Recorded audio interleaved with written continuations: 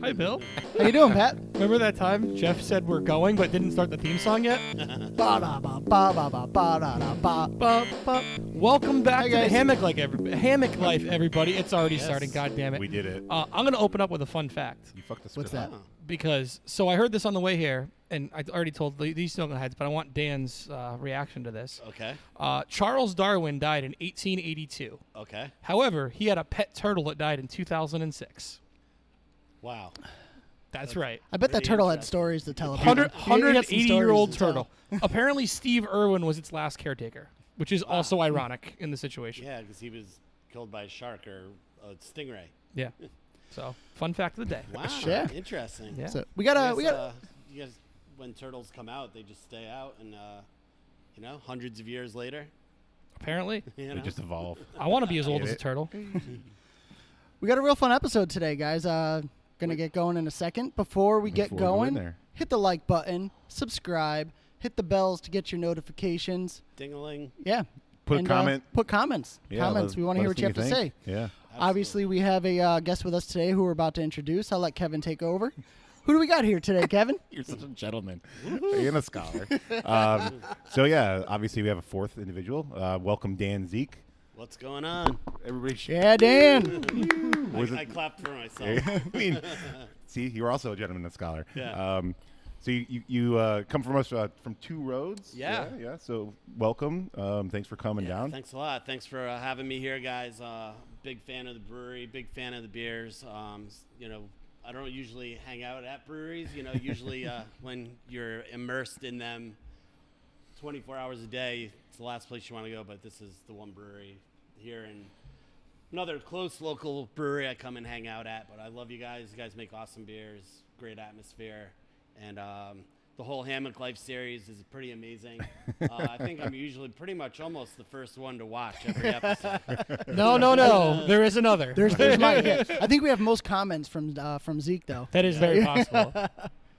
Yeah, it makes a big difference when Yeah, you make yeah. that comment. No, you we know? appreciate it, man. And I mean, hey, going back to it, and let's open up some beers first, right? Yeah. Yeah, I got mine Cheers. open already, Cheers. so I'll Some pretend. even flow. Yeah, I got a Two Roads 13 months of sun. Cheers, guys. Cheers, man. Cheers. Yeah, so Nice. I've been with Two Roads for about 7.5 years. Started in the tasting room. I was working there on the weekends. Eventually, I got into a sales position. I was talking to Brad Hiddle, who's our CEO. Was on the road for a couple years. Eventually, I was managing our Connecticut and our Vermont markets for about 3 or 4 years. Yep. And then this year, I was put into a specialty position where I'm a strategic accounts manager for New England. So my focus is independent chains. So it's like, BevMax stores, Connecticut Bev Marts, Right. those types of stores where I focus on those individual stores and their growth with Two Roads brands. And it's worked out pretty well despite the whole situation. But it's, it's something that was created for me, which I was very appreciative from, Two Roads to say, hey, we need someone in this position, and Dan's the guy. So Nice. it's awesome because it's right now it's New England based, and then eventually it'll grow and be for company wide sales. Nice. So Right. So you're like the pilot. yeah, guy. yeah. That's cool. Yeah, and it's cool because I like to travel and I like to get out there, so I just can go anywhere and help support the brand Nice. wherever. Yeah, I mean, you sort of have that classic story, right? And a lot of us know. I mean, Bill knows too. In No, I terms of don't. how the industry works, where you sort of, you got your foot in the door, and you're like, all right, I'm doing well with this, and you sort of learn what you like about it or what you're good at, and you sort of edged your way up, right? And it's sort of like very classic in this industry, but it's cool that you were able to do that too, Yeah, and I think, I have a big background in beer also. As you guys know, Jeff Browning over at Brewport. Yep. He actually was my high school swim coach. Oh, wow. Wow. So I've known him since I was like 12 years old. But I've always, through him, I've always been into beer, craft beer, helping out when he was at bar, things like that. And Marty, at New England when Right he on. was with Yep. Sierra Nevada. I did a lot of work with him doing tastings, and Jamal was at Blue Point at the time, and I helped him. So for a good 10 years, Yeah. it was always in the background of anything that I was always doing. So when I had the opportunity to work at a large-scale production brewery in Connecticut, I took the chance. Hell yeah. So. That's cool. Yeah, and I'm definitely excited to have you on and talk about Two Roads a little bit too, because for me, I mean, Two Roads is huge for the state. At least my perception of Two Roads. I feel like what that brewery has done opened up the doors and carved a path for what the rest of us are doing right now. I feel like with a lot of the work that Two Roads and people involved put in, we wouldn't be able to be doing what we're doing right now. Yeah, I think from that standpoint, I mean, the original aspect of Two Roads was to mainly be a contract brewing facility. The Two Roads brand was always supposed to be like a side project. It was just something that we were going to play with. And then I'll never forget, I think it was like January of like 2016. We got a lot of orders from our distributors, and we didn't have the beer. And we were like, what do we do now? And we haven't turned back since. Nice. Yeah. I remember those contract days because, as you remember, I bar backed for a little bit, helping out in the tasting room down there. And, like, it was like hush, hush. Like, you can't tell anyone what else we brew here. Like, super secret double probation kind of stuff. Yeah, like, it was cool. Is that Sip of Sunshine? No. No. Nope. Nope. I mean, and to piggyback back off of what Bill was saying too, I don't know if a lot of people know this, but when you guys started, Two Roads is the reason, at least initially, the reason that we got tap rooms the way they are now. Yeah. I mean, that law did not exist. So people who don't know, that's a fun fact, right? I mean, tap rooms were growler, or you paid $20 to have unlimited samples or something like that. It wasn't pints. It wasn't the tap room we know and love today. I know you guys were big enough where there was big enough ear where people were listening and being like, all right, well, what do you guys need? It's like, hey, look, this is successful in other states. And I think that it's not only going to help us grow, but the industry in Connecticut. And it was pretty huge that the ownership was willing to take that over. Yeah, I think in that aspect where they were able to open that door for tap rooms at breweries, I think that's kind of the way that the company operates as far as even just the beers we make. They always take something that is just like normal. So we could have had just samples and growlers like everybody else, but we decided to test the waters a little beyond, the normal aspect of beer. So, it's kind of what we do with beers. So that's kind of what they did with tap rooms. They said, hey, we could do that, but let's see if we can push the boundary a little bit to get this law or changed. And it happened.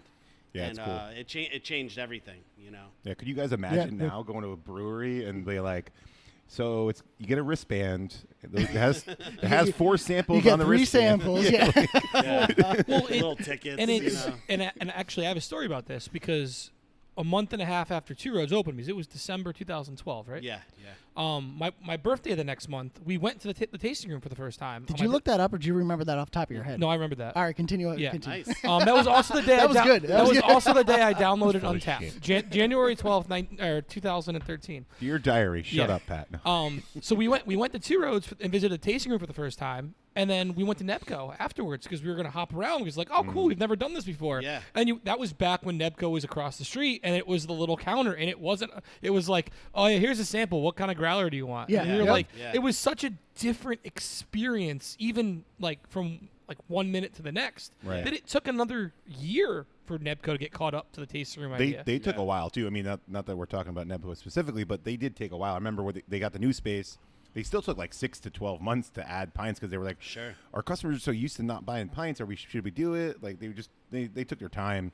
And like for us originally, like we were opening or in the process right when you guys opened. Yeah. So our initial business plan had no pints involved whatsoever because it didn't exist in Connecticut. Right, yeah, that wasn't the model at all yet. It's a line item now. If you open a brewery in Connecticut, you have to have a tap room. Yeah. If you don't plan that as why you don't open a tap room, then just do like a production facility at that point. And it's nice too because a lot of tap rooms have turned into neighborhoods, local bar, so to speak. But it's a bar. It's filling a void that doesn't exist in a lot of other bars. It's for people. A lot of people find comfort in it when they're not looking for the sports bar atmosphere or the place where you're getting a lot of like shop people, drinking hard liquor atmosphere. Yeah. It's filling a different. Why is that funny? I know why that's funny. That's why I like breweries. Shop people. The shop people, It's pretty awesome, and these breweries are now becoming, like you were saying, Bill.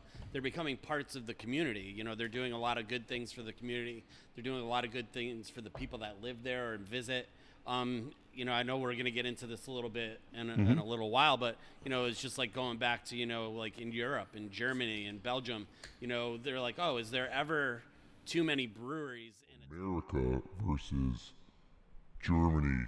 A few years ago, I was able to go to Bamberg, Germany, and there's 30-something breweries just in Bamberg. Holy cow. And it's like, nope.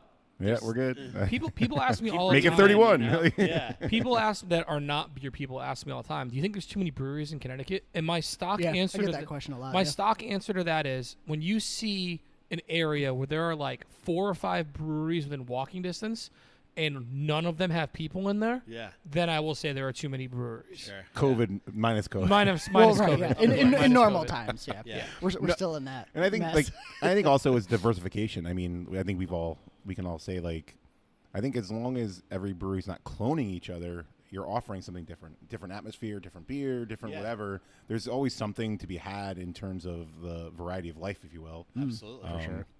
So yeah, it's cool. And I mean, I know you brought a bunch of beers. Yeah. Right now I'm drinking the 13 Months of Sun here. Yeah. Which I wasn't sure. I was like, all right, well, it's a hazy IPA. Yeah. With teff and a hint of coffee.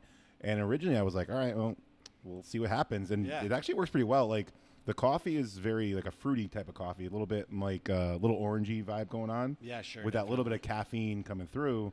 Yep. It's pretty good, man. I mean, I'm impressed. Yeah, so every year we do a collaboration with Evil Twin, so that's part of the Two Evil series. Every year, Phil and Yepa from Evil Twin fly somewhere to brew a small test batch at a local brewery in that area. Unfortunately, they didn't go to Africa, but this is based out of Africa, and it's using African ingredients of teff and the coffee. Nice. So it's a nice balance. I mean, if you know Phil, as a brewer, he's not this guy that's just going to wallop you with flavors. He's all about balance. Yeah. So in that beer in particular, the first time I had it, I was pretty impressed. Like you were saying, it does have like kind of a fruity coffee taste, but it's not bitter. And the hops in the beer don't overtake everything either. So it's pretty drinkable. Yeah, I like it, man. I have a side question. Did anyone else hear Toto the minute he said the word Africa? Because I did. No, just me. A little bit. Just me. Negative. I'm really pumped about this one too. This one's great too. Yeah, This is the Double Bock Accelerator. Yeah. This is great. It's nice dark caramely. It's 7.2%, I think is what it said there. Yeah. Yeah, I don't know if you have anything you want to add about the beer, but I'm getting nice dark caramel. So, we have our seasonal lineups that we have at Two Roads. It's a pretty stellar lineup. And we have Peach Jam, then we have Road Jam, the Raspberry Wheat, followed by Rosemary's Baby and Oktoberfest. And then in the winter, we've been kind of playing with some ideas to try to find one that sticks, like Road Jam or Rosemary's Baby. So last year we had To Die For, which was a raspberry stout.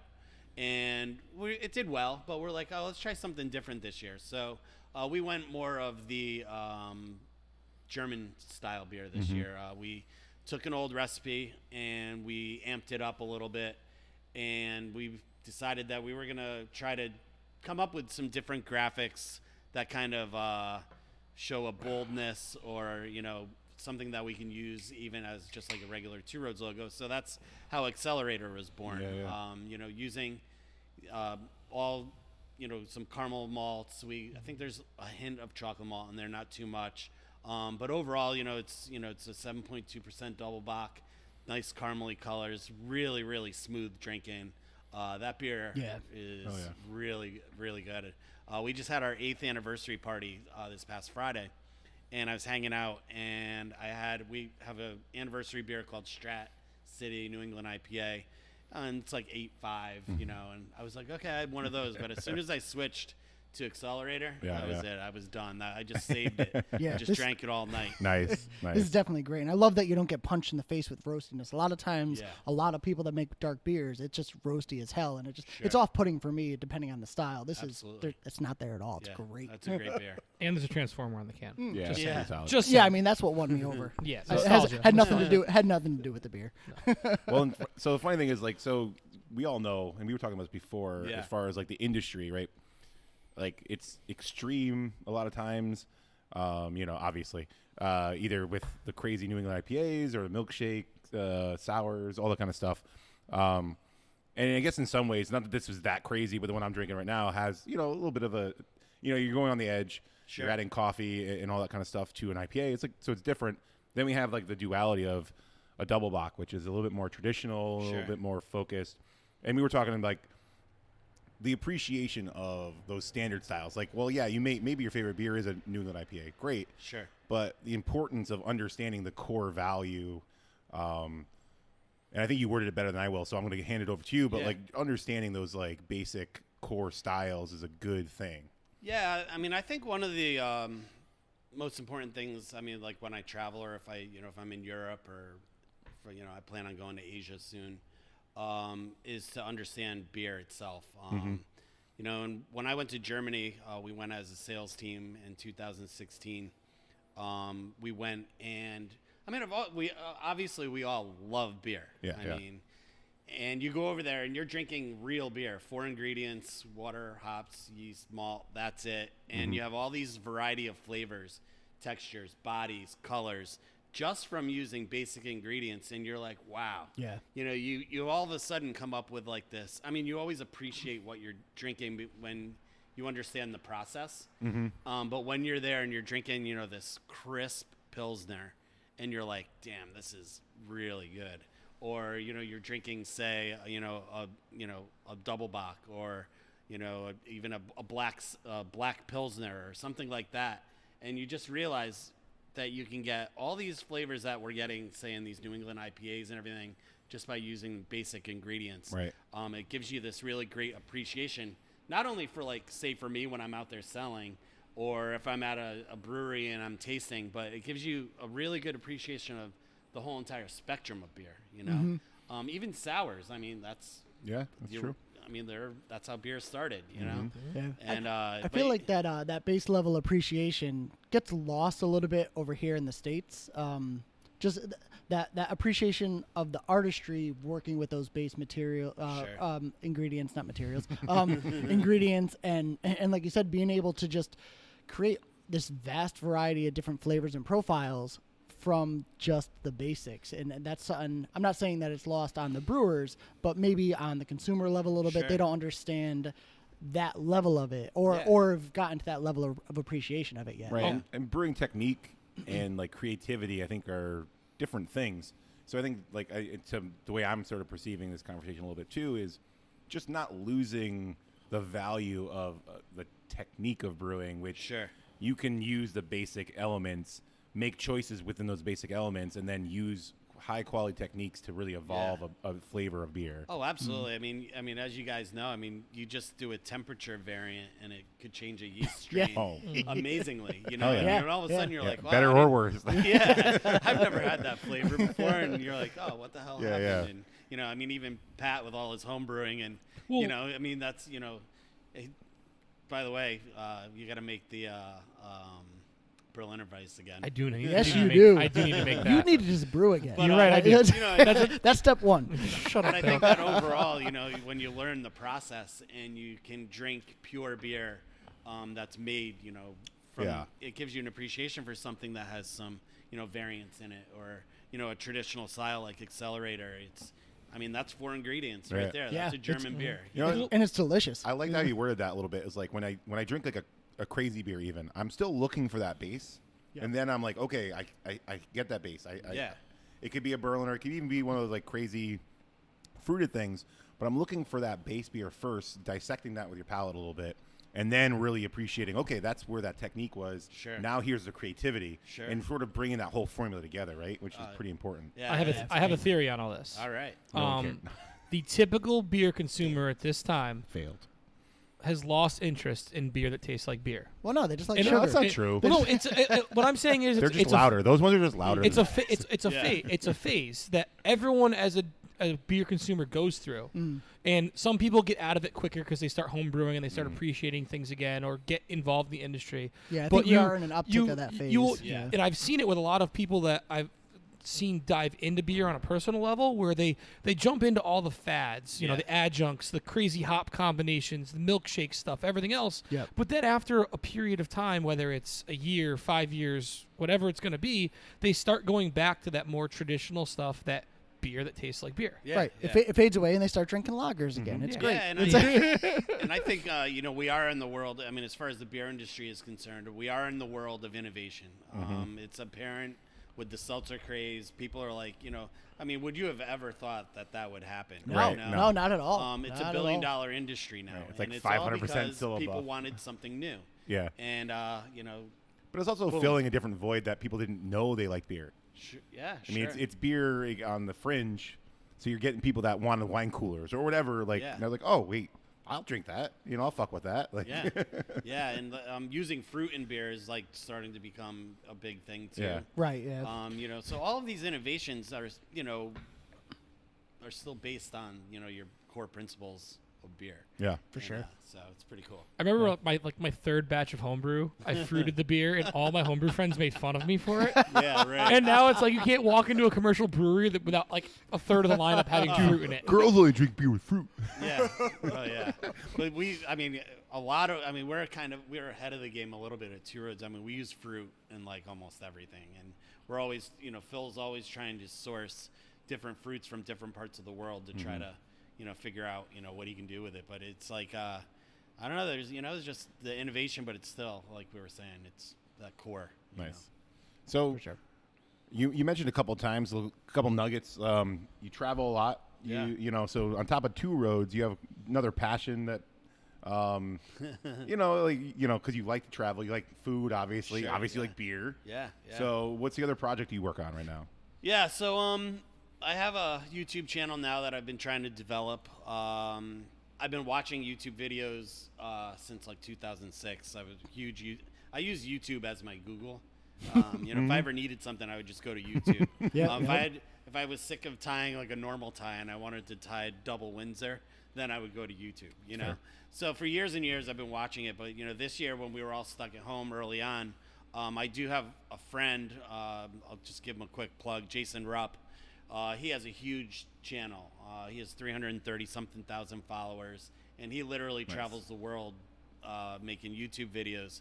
So he was stuck home in New York City. I was stuck home, obviously, here in Connecticut. And we were talking one day, and he's like, Dan, just make 10 videos. See if you like it. I'm like, all right. I was a guy that I never liked being in front of the camera. I never took selfies or, you know, anything like that. But I was like, all right. So I made a couple videos, put them out. They did okay. Put them out there. Now, it's 5 months later. I just broke 1,000 subscribers. I think I'm at like 1,100. Nice. That's awesome. 35 videos later, and I'm loving it. Yeah, it's awesome, dude. It's a lot of fun. It's a lot of fun, and you know, I've traveled. I've been to 10 different countries in Europe, and I've been all over. And it was always I just had pictures, you know, and the memories obviously were in my head. But now, you know, I just went to Puerto Rico. And I put out a whole cool series.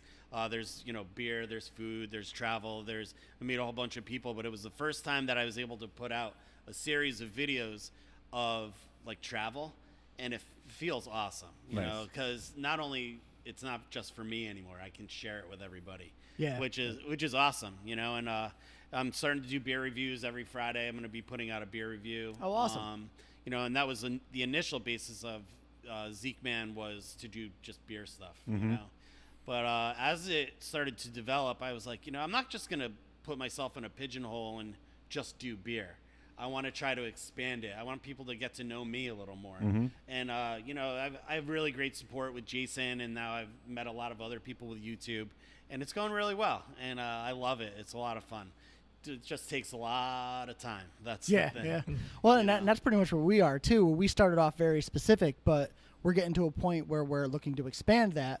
That's going to be coming up, guys. Stay tuned. We got a lot of info on what's to come. Sneak Coming peek, soon. bitches. Yeah. But we started off in a very pigeonholed type of specific area, and we were having fun with it. And now it's like, okay, what else do we do now? We want to do more. So that's and we've seen your videos. I watch them from time to time, and they're freaking awesome. I love watching them. Yeah. Entertaining as hell. So you're doing a great job. Yeah, I appreciate it, man. I work, doing all my Two Roads stuff till like 5:30, 6 o'clock, and then I'll grab something to eat, and then I'm on YouTube 6:30 until midnight every single day. Jesus. I mean, editing, meeting people, promoting the channel, getting the videos out there.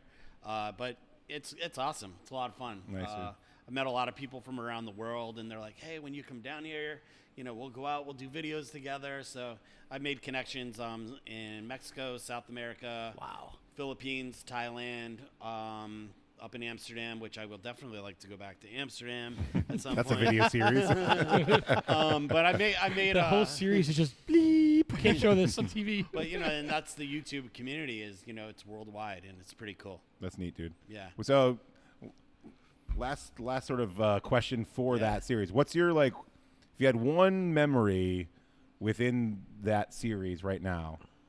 What's your favorite one?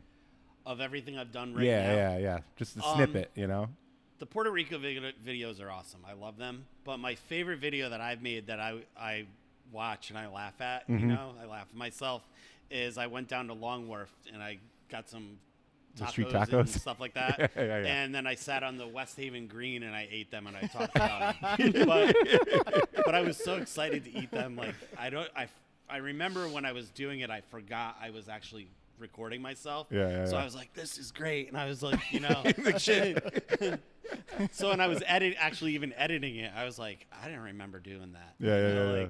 But it was Just housed it. Yeah. I was like, oh man, I almost ate that taco in 2 bites, and I was like, I don't remember saying that, you know? But that video is pretty fun. That's awesome. It's fun to watch, and the food down there is awesome. If you ever had those tacos. Oh yeah. Dude, there's so much good stuff. And there's down 82 options to choose from. Yeah. It's you can't go wrong. It's 80 taco trucks, a barbecue place, and then maybe one Asian something or other. Yeah. And we'll definitely link Zeek's channel down in the description and all that. So And Two Roads. I mean, yeah, we'll add all obviously, that stuff. Yeah. Is there anything you want to plug for the channel or anything? No. I just want to thank you guys for having me here. Of course. Obviously, the biggest part of my life right now is Two Roads and getting them going, and it's been quite a ride over the last 7 years. We started out with 5 beers, and now I think we make 65 different beers between Two Roads and Area 2. That's it. Yeah, I know. And it's like, we keep getting emails. Oh, we're going to try this. We're going to do that. And I'm like, oh my God. Yeah. It gets overwhelming. But the actual brewery is doing really well. And, everyone worked really hard. There's a lot of cogs in that wheel over there. And it seems everything has come together. So nice. But, obviously, we love having you guys down there whenever we can again. Yeah, of course. And, for any of our festivals and things like that. But yeah, we appreciate it, man. Appreciate you having on. Anything I missed or? No, I'm good.